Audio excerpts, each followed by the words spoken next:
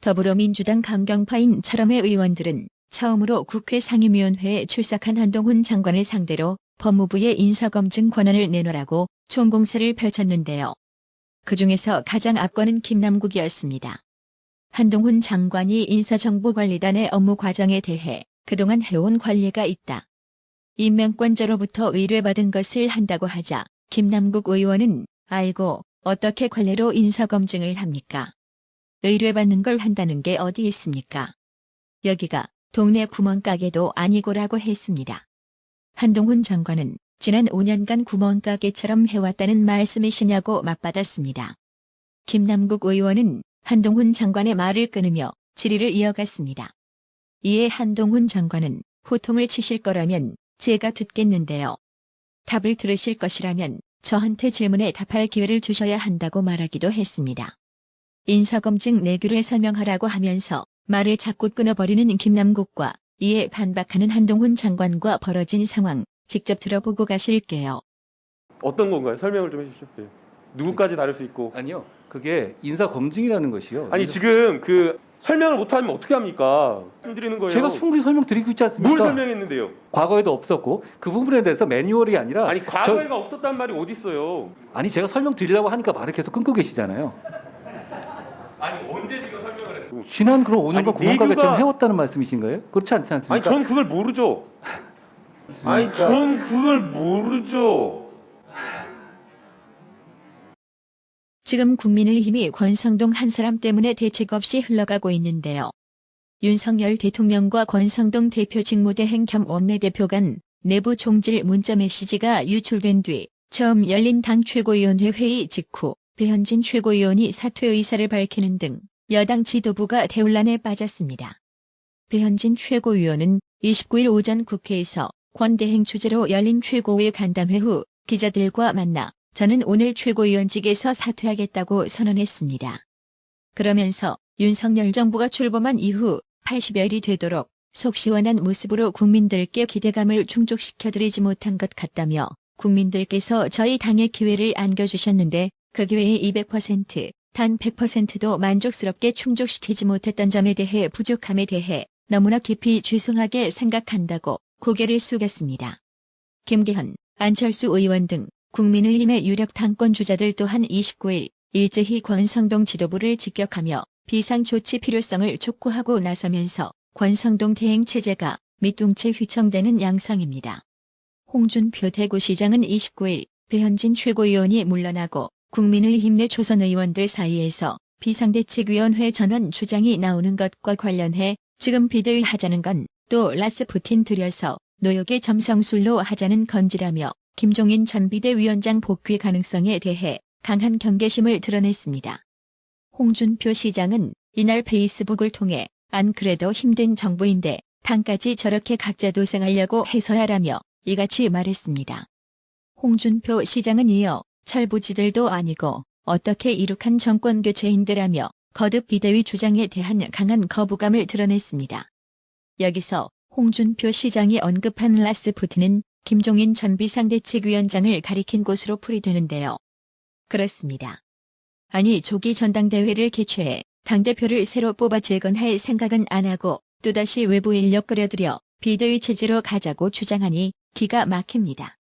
앞으로 약 2년 동안 선거도 없는 상황에서 비대위 체제 주장에는 분명 숨은 속셈이 있을 겁니다. 최재해 감사원장은 29일 공수처에 대해 안 그래도 올 하반기에 감사를 기관 운영 감사에 착수할 생각이라고 밝혔습니다. 최재해 원장은 이날 국회 법제사법위원회 업무보고에 출석해 전주의 국민의힘 의원이 공수처에 대한 감사도 필요하다고 생각하는데 어떻게 생각하느냐고 묻자 이같이 답했습니다. 그러면서 공수처가 신설된 지 얼마 안 됐기 때문에 당초 올해 연간 감사 계획에는 포함되어 있지 않았다며 하반기 감사 계획이 확정되면 그때 들어가서 되지 않을까 생각한다고 덧붙였습니다. 작년 1월에 출범한 공수처는 지난 3월 문재인 좌익 정권 전체 연간 회계 검사의 일환인 결산 검사만 받았을 뿐 감사원 감사는 출범 후 받지 않았습니다. 전주의 의원은 공수처가 통신 자료를 조회하거나 인권 수사를 지향하면서 인권 수사하지 않은 부분이 많다. 이런 부분에 대해 공수처가 철저하게 제대로 하고 있는지 감사도 필요한 것 같다고 지적하자 최재해 원장은 잘 검토해 보도록 하겠다고 답했습니다.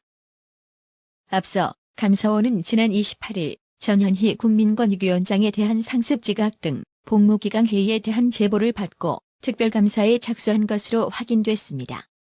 복수의 여권 관계자는 전현희 위원장이 서울에서 세종으로 출퇴근을 했던 지난 2년간 점심을 먹은 뒤 오후에 출근하는 일이 잦았다는 상습 지각 제보가 감사원에 접수된 것으로 알고 있다고 말했습니다. 감사원은 이번 감사에 공직자의 부패 관련 의혹을 담당하는 특별조사국을 투입했습니다. 감사원은 27일부터 28일까지 진행된 예비 감사를 통해 전현희 위원장의 출퇴근 시간과 서울 수서역에서 세종을 오갔던 SRT 예매 기록 등을 확보한 뒤 바로 본 감사에 들어가겠다는 방침입니다. 통상 예비감사가 2-3주간 진행되던 점과 고려하면 감사 속도가 이례적으로 빠른 편입니다. 문재인 좌익 정권에서 임명된 전현희 국민권익위원장은 여권의 사퇴 압박과 관련해 대한민국은 법치 국가다. 법의 정신은 반드시 지켜져야 한다며 권익위원장 자리를 고수하고 있는데요. 법의 정신은 반드시 지켜야 한다는 전현희는 출근 시간 정신도 잘 지켰겠지요? 감사 결과를 한번 지켜보겠습니다. 대장동 개발 로비, 특혜 의혹을 수사하는 검찰이 성남시 공무원을 잇따라 소환하며 수사의 속도를 내고 있습니다. 28일 법조계에 따르면 서울중앙지검 반부패 수사 3부는 이날 성남시에서 도시개발 업무를 맡은 A팀장 등 4명을 참고인 신분으로 소환했습니다. A팀장은 이재명이 성남시장으로 재직할 당시 도시관리계획 등의 업무를 담당했던 인물로 검찰은 사업 초기 민영개발 추진 과정 등을 확인한 것으로 알려졌습니다. 검찰은 앞서 초대 대장동 도시개발추진위원장을 지내며 토지 매입 업무를 도왔던 원주민 이호근 씨 등도 불러 관련 내용을 조사했습니다. 검찰은 이재명이 2010년 7월 성남시장으로 취임한 후 대장동 개발 방식이 민영에서 민관합동으로 전환된 경위를 집중적으로 들여다보고 있습니다. 원주민들은 대장동 사업 초기부터 헐값에 토지를 수용하는 LH 공영 개발을 반대하고 민간 중심의 도시 개발 사업을 원했습니다. 이호근 씨는 당시 원주민들이 민간 개발을 요구하며 성남시에 항의하기 위해 모인 집회에 시장 당선 전 변호사 신분이었던 이재명이 여러 차례 참석해 민간 개발을 격려했다고 주장했습니다. 이재명은 시장 취임 후 민관 합동 개발을 추진했고 성남시는 2015년 7월 성나무 이뜰이라는 특수목적법인을 만들어 화천대유 자산관리 등과 함께 민관 합동 개발을 진행했습니다. 이때 성나무 이뜰 최대 주주인 성남도시개발공사는 확정이익 1,830억 원만 받았지만 지분율이 7%에 불과한 화천대유와 천화동인 1호에서 7호 소유주 개인 7명이 4,040억 원의 배당금을 챙겨간 사실이 드러나 개발 특혜 논란이 불거졌습니다. 이와 관련해 검찰은 화천대유 대주주 김만배스 등 대장동 일당 4인방을 1차적으로 기소했는데 다시 사업 과정 전반을 되짚어보면서 당시 성남시장으로 최종 결정권자였던 이재명 등 윗선 관여 여부로 수사가 확대될 것이란 전망도 나옵니다.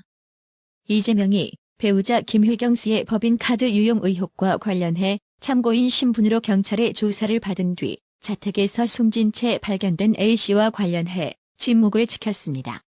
이재명은 29일 국회에서 열린 민주당 당대표 및 최고위원 후보자 공명선거 실천 협약식이 끝난 뒤 사망한 A씨와 관련해 견해를 밝혀달라는 요구에 아무런 말도 하지 않았습니다.